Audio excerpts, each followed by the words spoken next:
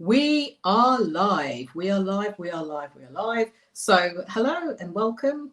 Thank you Hello. for those of you that managed to join us this evening in the UK and this afternoon for you, isn't it, Kim? Whereabouts in the Um, world are you? Tell everyone. so I live in San Jose, California, so it's 11 a.m. here, so just before lunch. Cool. So, just before Yeah. lunch for you and evening time for me.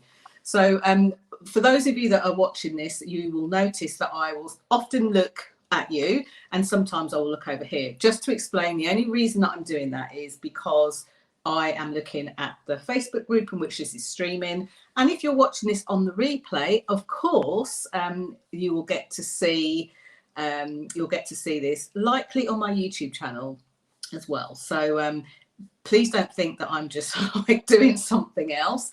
But I wanted to really welcome Kim. So Kim is from Intrinsic Designs, and she's from Intrinsic Designs Creative Services, and design is the key word when it comes to Kim.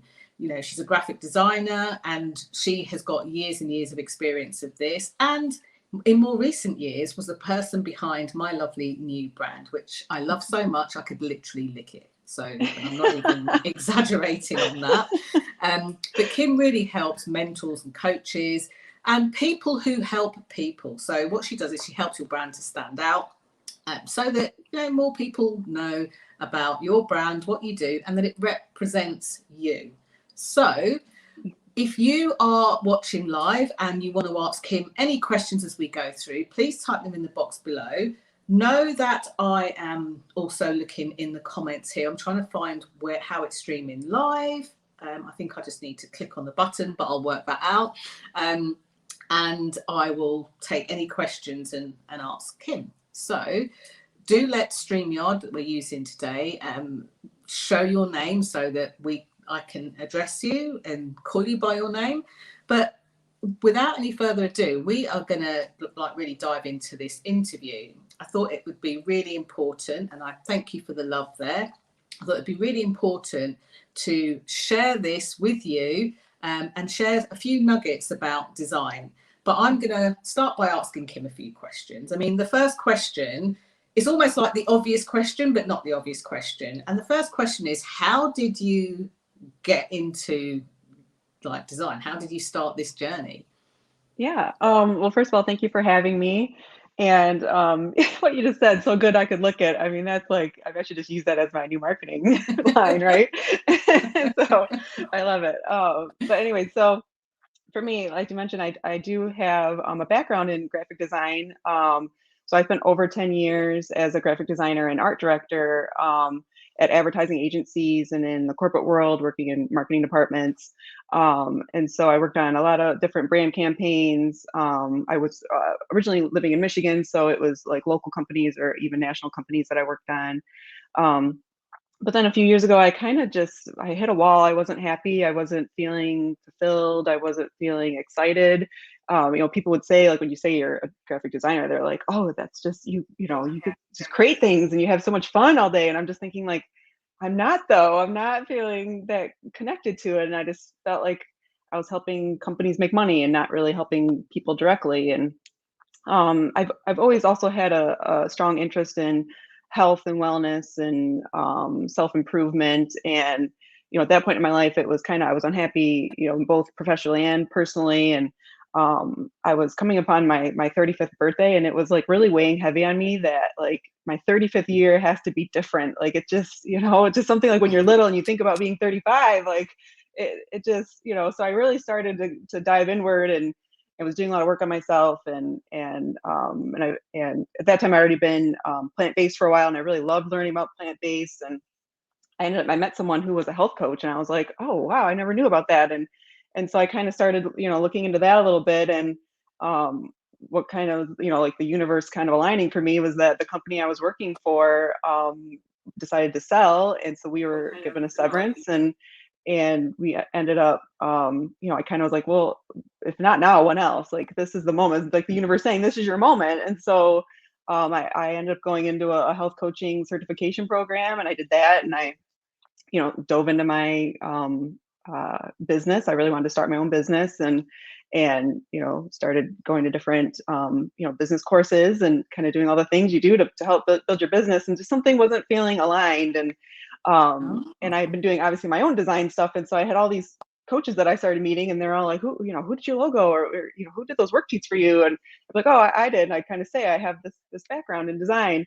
And so people started kind of asking, well, would you do stuff for me? And at first I was very like, no, I'm focused on this health coaching thing, like this, but even though it was like right in front of me, like it took me a little while. And then it was like the voice inside my head just kind of saying, like, you have all this talent and all these people who want your help and need your help. And, it's, to me, I love the fact that I'm now helping people who do go out and help people, the health coaches, life coaches, business coaches. I work with other types of business owners too, but ultimately it was kind of like, as soon as I shifted, it was just like, wow, this is what it's supposed to feel like to own your own business and feel excited to do the work that you do and feel connected. And the thing is, it's like obviously my design background, but then plus the coaching skills, I still use those now to meet with clients, to help kind of, navigate through what we're working on.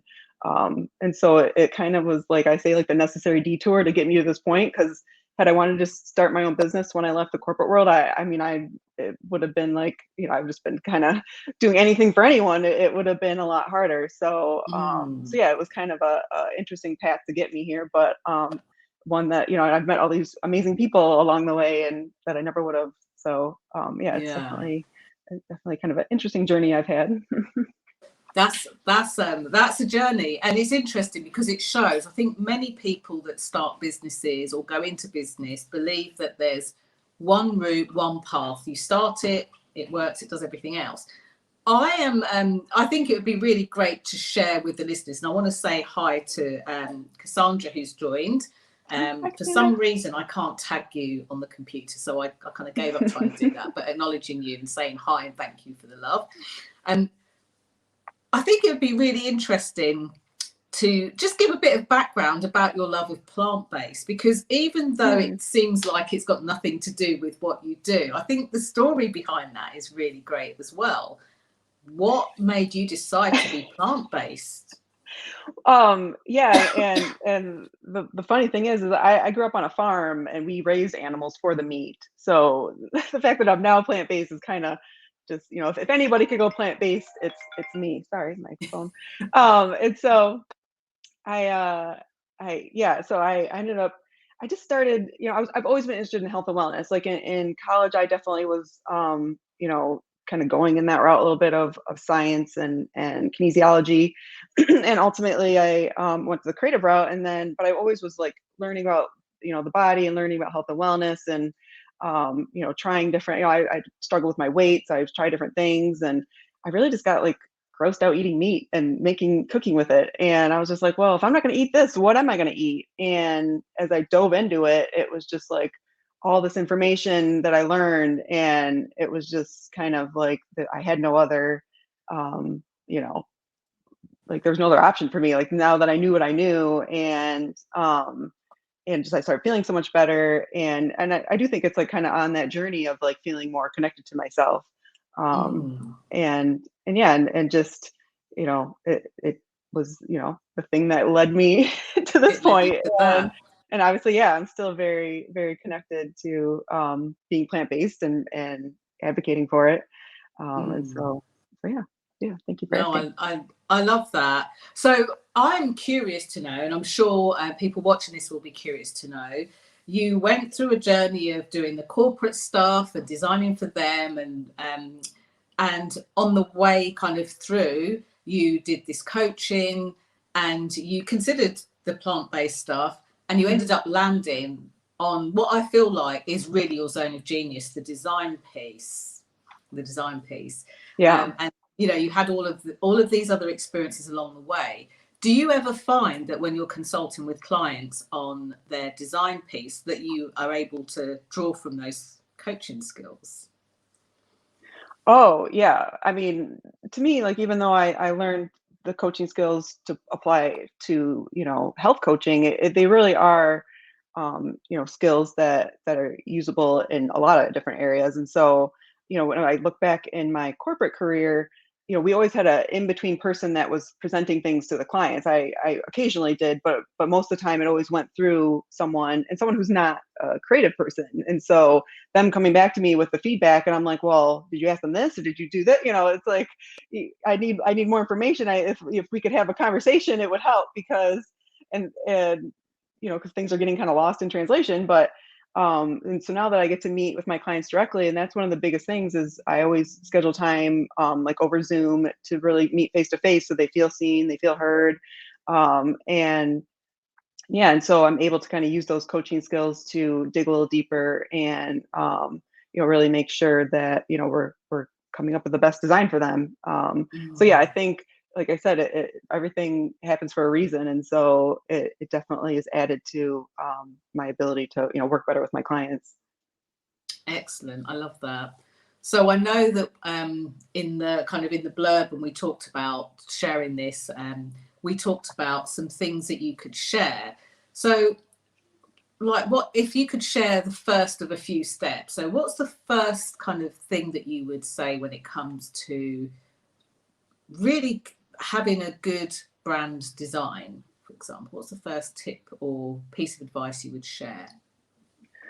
Well, I would say that, especially speaking to kind of the coaches and mentors, you a lot of times, because you go through, if you've done your certification, and then maybe you've invested in some type of marketing or business courses that kind of helps you narrow down who your ideal client is. And a lot of times, I would say for most coaches, it's usually something connected to that they themselves have gone through, so then they want to go and help people, but they also, it really helps them narrow down the voice and their messaging. And so to already kind of have that part, because to me branding is the two sides. It's the voice of your brand and who you're helping, and then also the actual visual of it.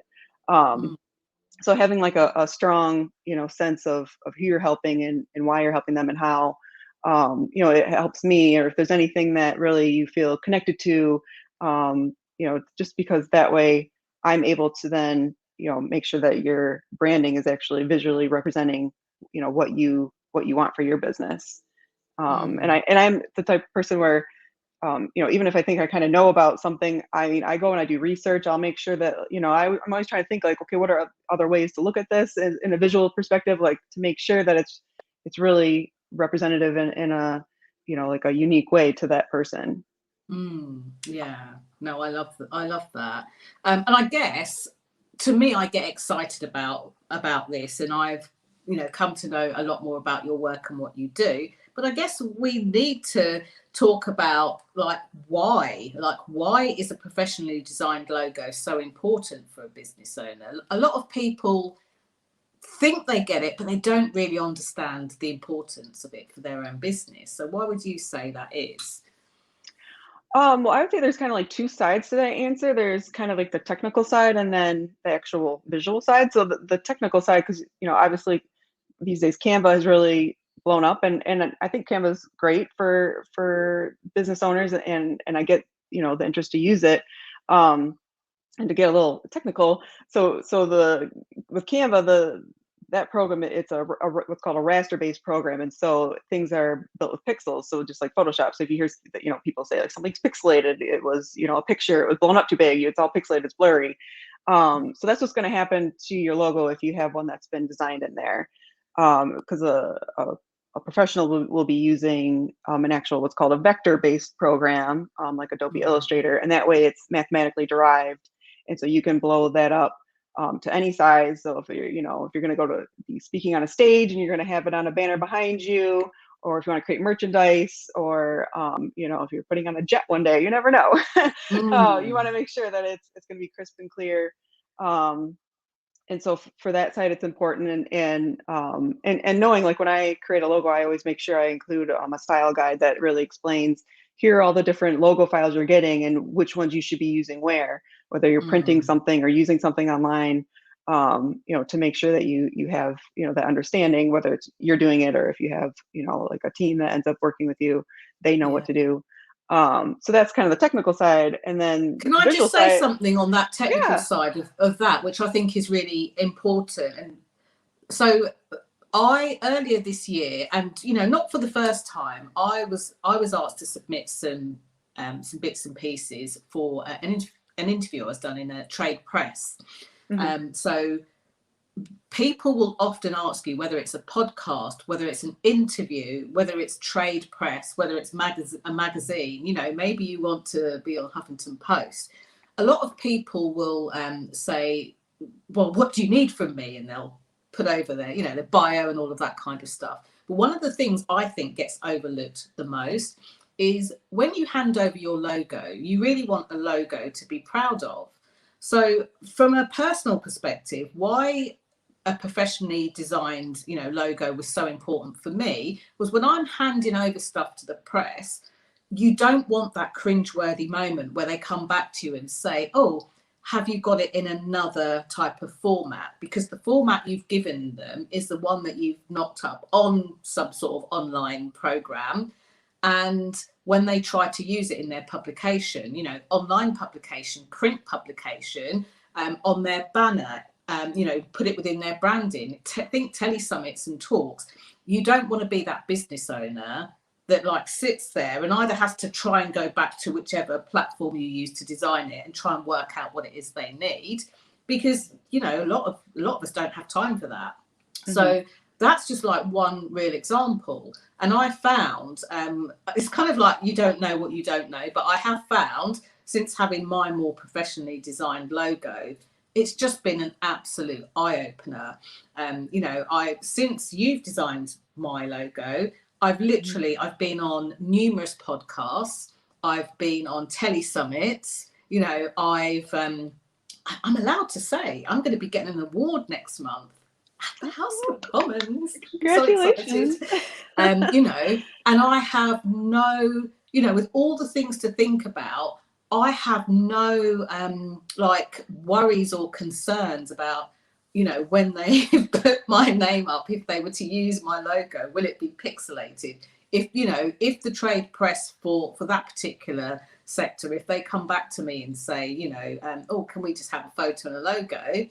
It's sorted. So I say that, and I really impress that upon many of you, because I hear so many people helping businesses say, I want to be an international speaker, or I want to work internationally. This is like one of the most important yet basic pieces to have ready to go.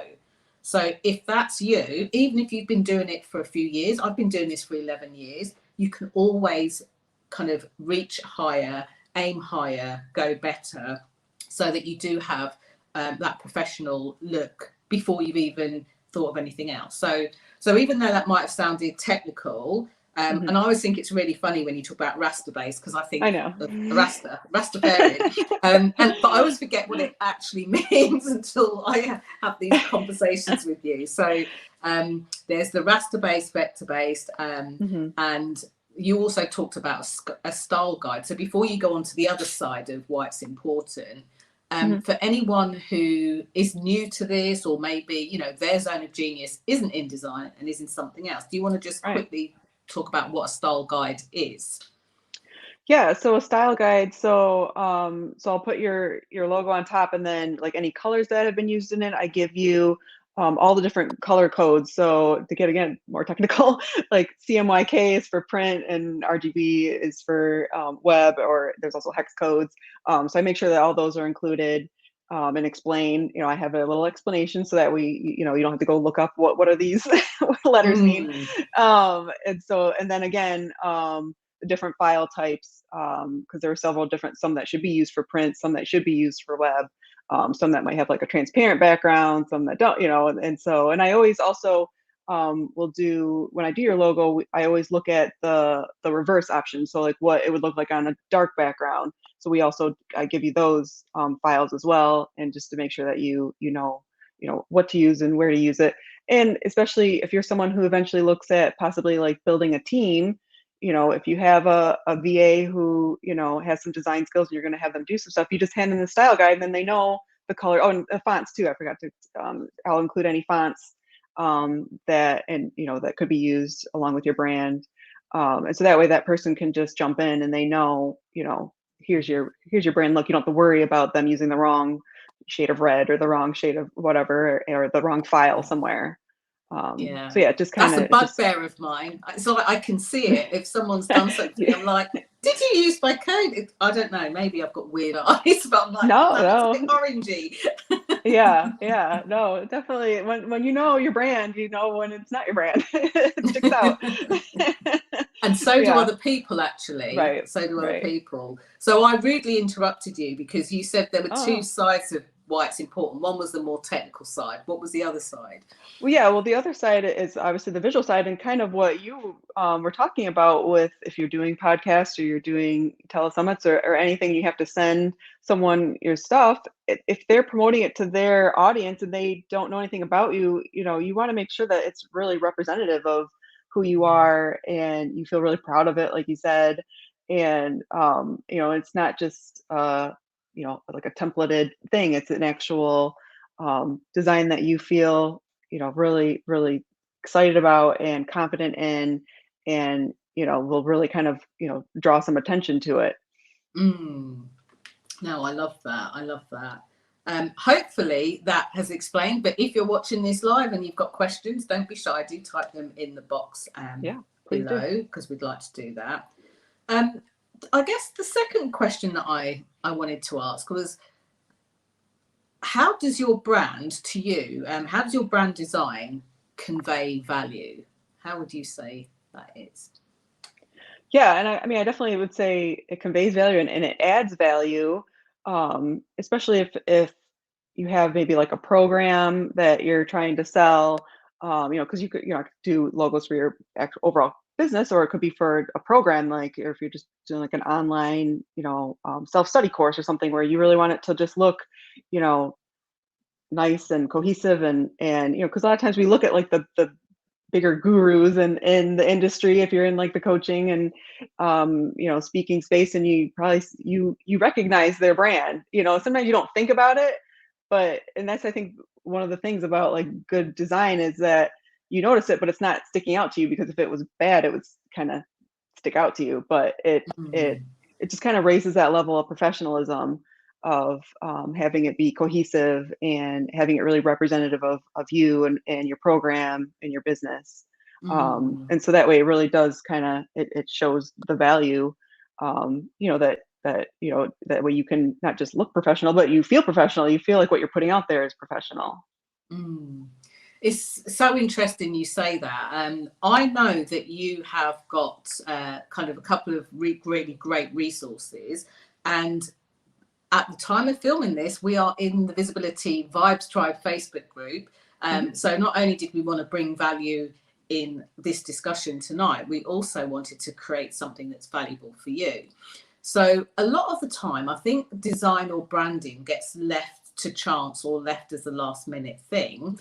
I know you created a really great freebie. Do you want to tell people what that, you know, that downloadable freebie is and what it does for them?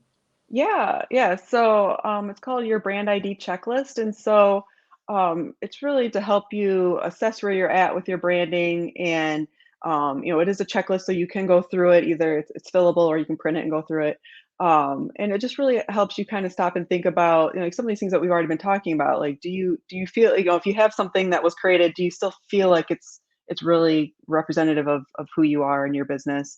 And, or if you're someone who, you know you have a lead magnet or maybe you've heard about a lead magnet and you're kind of not sure what to do, it can kind of it also helps you go through that, and really just kind of clarify some of those things that you might be needing for your business, and so that way you kind of see the idea of okay, like the logo and the lead magnet and the social media and everything should really kind of be intertwined and have that cohesive look, so it'll just help you gain some clarity around that.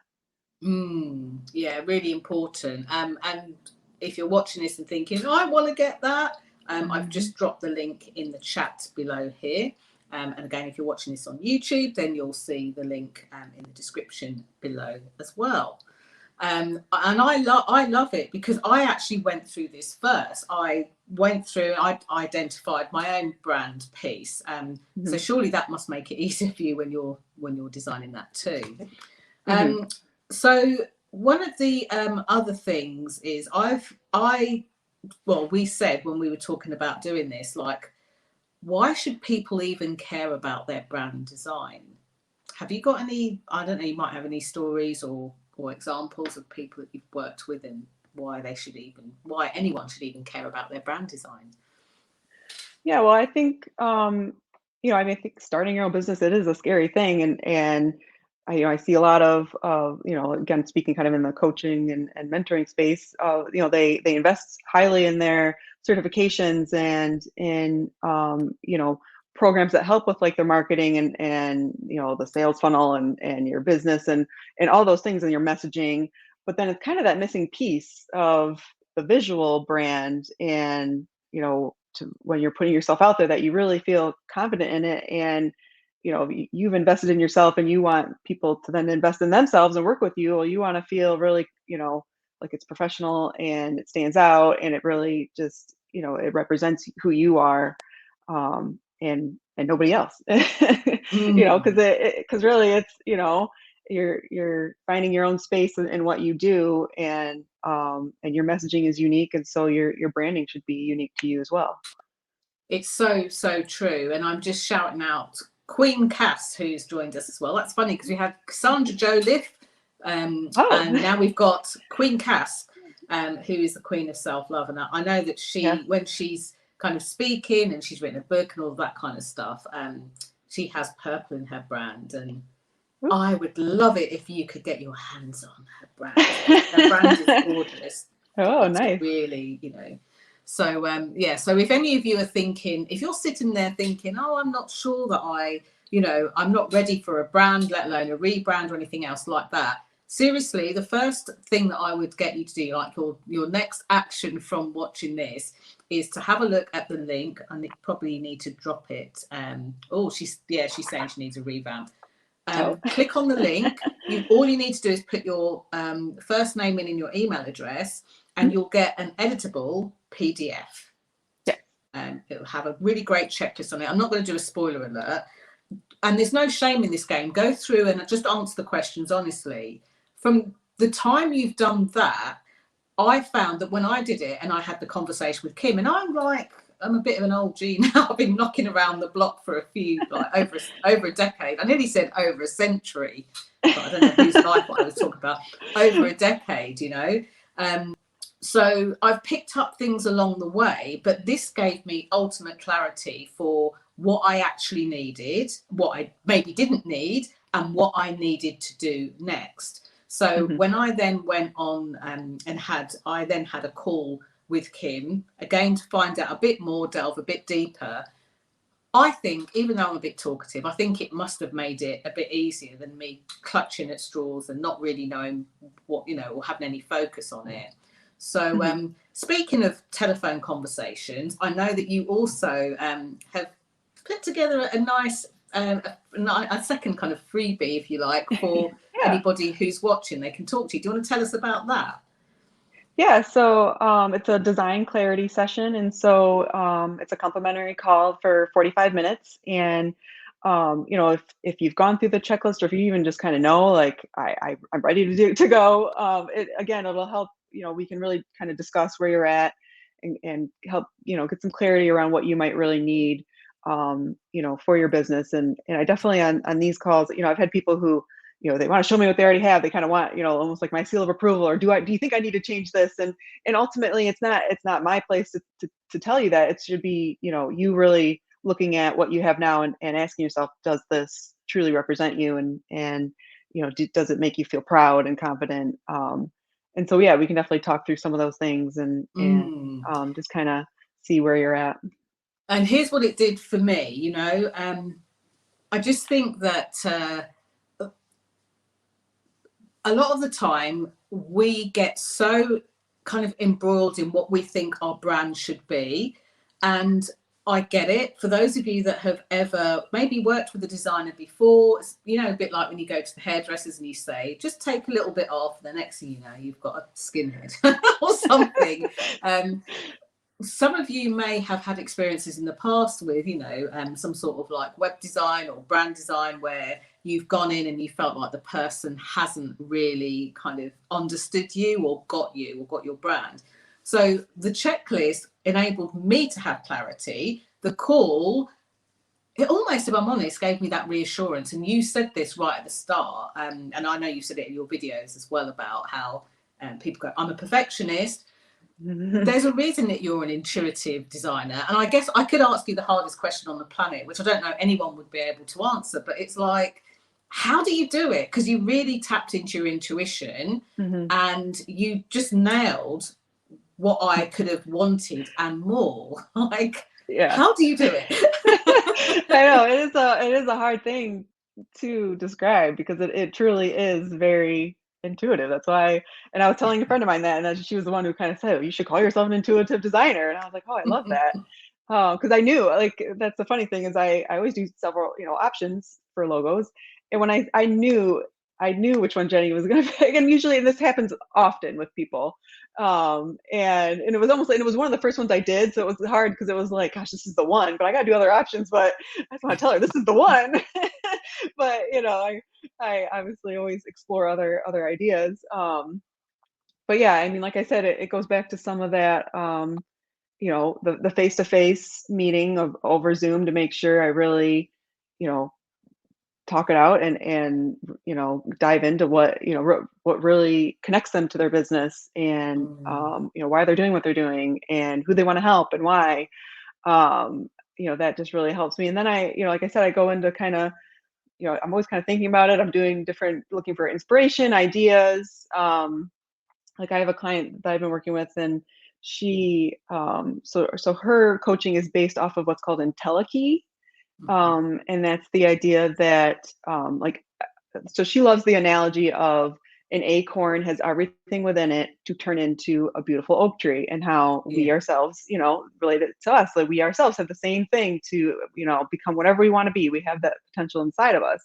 And so she really wants this acorn in her logo, which I'm like, okay, if someone else from the outside sees this, what are they going to think? But I was like researching, like, what's the life cycle of an acorn to an oak tree? And, I'm just always just looking up and looking for different inspiration. What other way can I look at this, and what other thing can I try?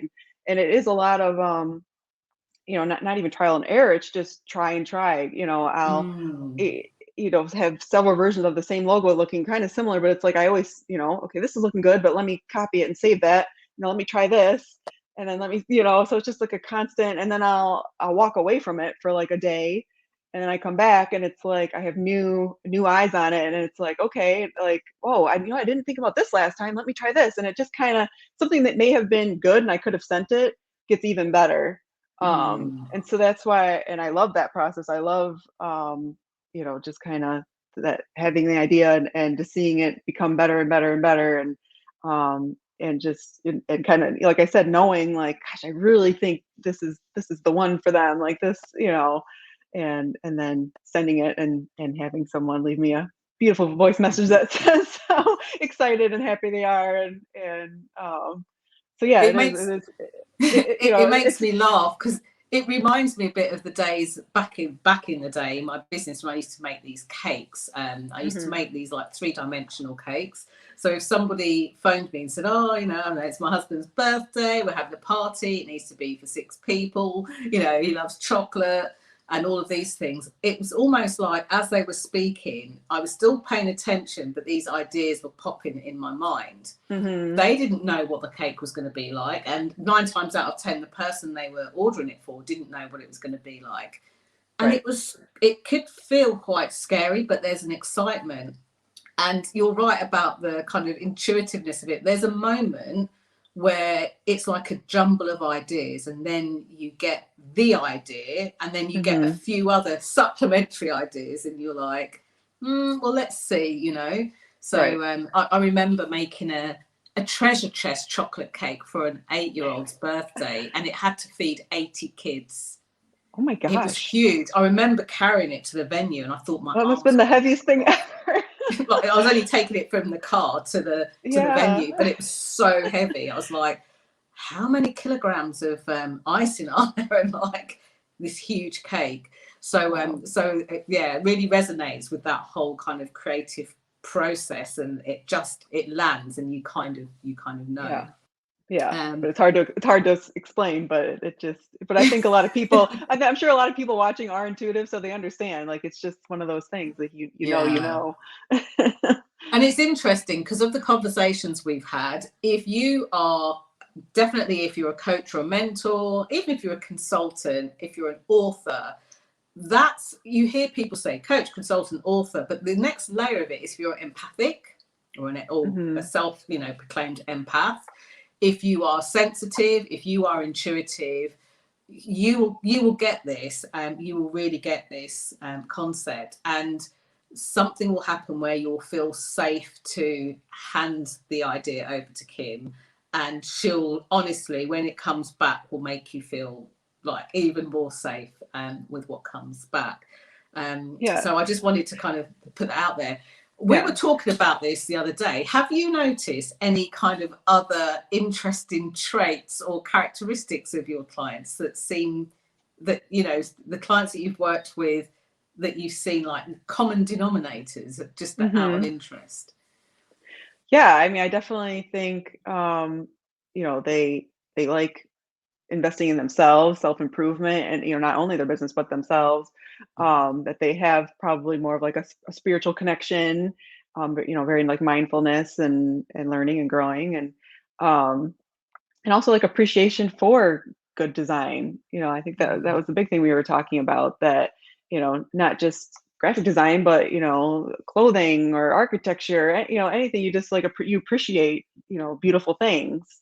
mm, um so yeah, I mean, I definitely, that's I think why there's like such strong connection, is because we are more like mindful beings, and so it just kind of, that's why people who kind of gravitate to the intuitiveness. And but yeah, we just, I would say a lot of my clients are just, really into helping other people improve their lives, that's a passion of mm. theirs. Yeah. um And they're driven in such a beautiful way. So they're driven, but they're not like ball busters, They're driven, right. they're ambitious, fiercely protective of people and all of that. But at the same time, they've got this kind of gentle energy. So Hmm. yeah, no, I love that. And as the appreciation of beauty, it reminds me of a Keats line from the poet John Keats. A thing of Hmm. beauty is a joy forever. He didn't, however, Hmm. say a thing of beauty, you want to lick it. But, that's the other JK that said that. John Yeah. Keats said that. Jane Kovacs says the other thing. Yeah. So, is there anything else that you would like to share in closing or wrapping up this particular interview? Not that I can think of. I really just, I'm glad I got a chance to talk a little more about it and share, Yeah. and and hopefully it was beneficial for your audience. And I'm just going to look sideways just to see. See, Cass says that she coaches clients intuitively as well. I think it's such an Hmm. important and much overlooked skill. But I'm going to ask: do you have any questions? Any of you that are watching, do you have any questions that you would like to ask Kim about this? I say you could ask me, but I'm not going to give you good answers about design. But you might be interested in the experience that I had, or Hmm. anything like that. Really, if you've got any questions, you want to type them up into the box, and I'd love to ask Kim those. But if Yeah. not, then we will get ready to wrap up. So I just want to reiterate a couple of things, because I didn't actually say this at the beginning, that, obviously this is not going to go on for hours and hours and hours. It's not a design-a-thon. But so the time that we've just kind of shared some kind of smaller bits like that. Got a question that I'll feed to you in a second. Do you want to just let everyone know again about the two things that you've got, like your freebie and the call?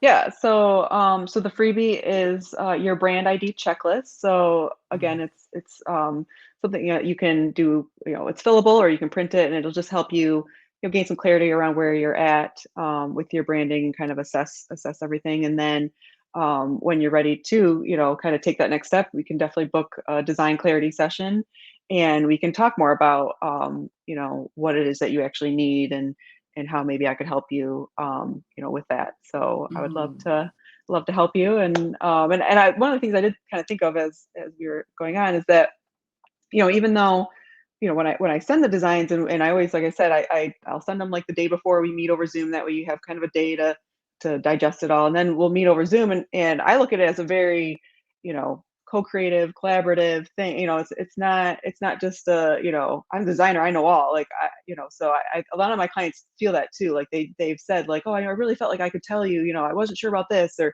and like I said, that's where some of the coaching comes in too, where I'm able to help kind of dive deeper into like what it is, if they feel like a design isn't, because sometimes some people say that's the one, or they might say, oh, I'm liking that, but I'm not sure. And so then we might dive in a little bit.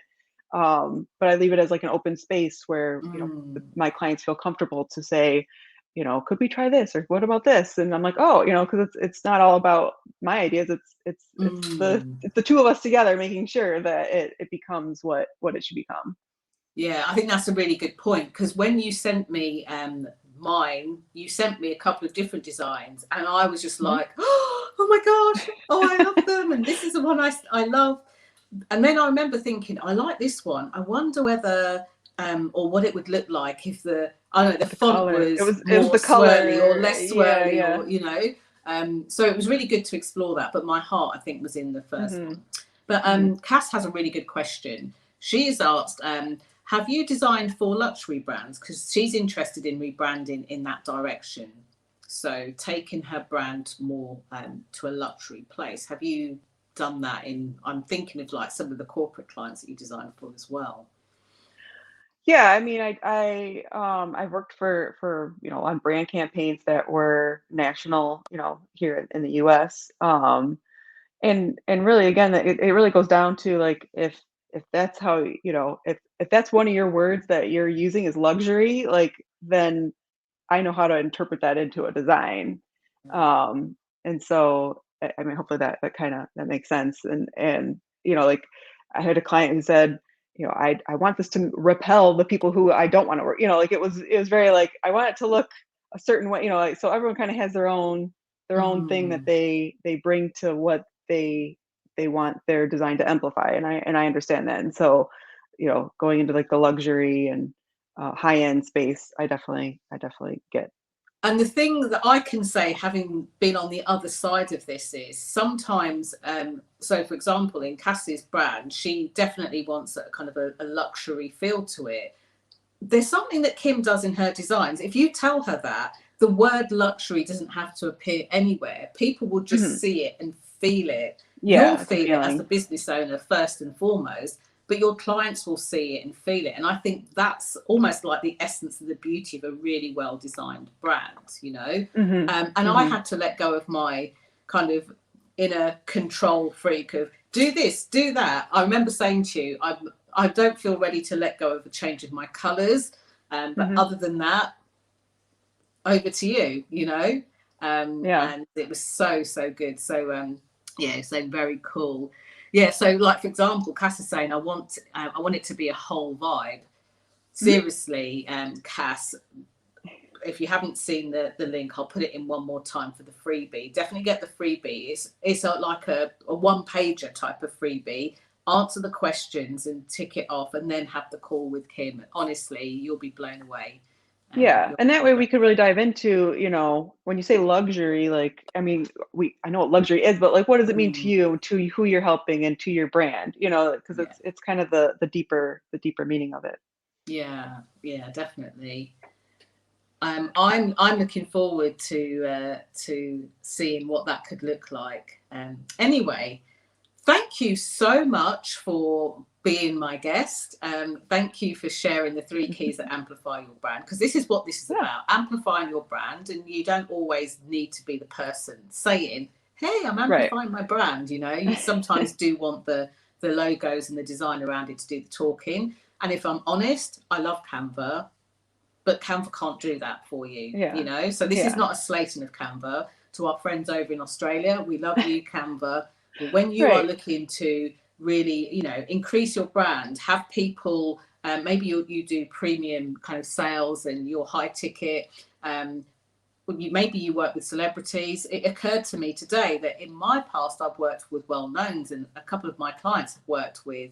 I was thinking about this today, and actually I'm going to shout out Cass for her podcast. It only occurred to me today that one of my past clients has had Kim Kardashian, Paris Hilton, Pink be their clients. So all of these sorts of things, like when you start to work with people at that level, you don't want to be posting on Facebook and saying, hey, I've got celebrity clients. It's just not, it's not how it's done, but your brand can speak volumes. So have that be the place to lead and put out there, and let the rest do the talking. Let the brand do the talking. So thank you so much for being my guest. I'll put the links in another time, just in a moment here, so that I'm not doing this to you. Kim, thank you so much for coming on and sharing that. And appreciate it. I can't wait to see people's brands exploding, especially for the year of 2022. Can't wait, all the twos. Thank you so much. Thank you. Thanks, everyone. Lots of love to you, everyone. And we'll say bye for now. Bye.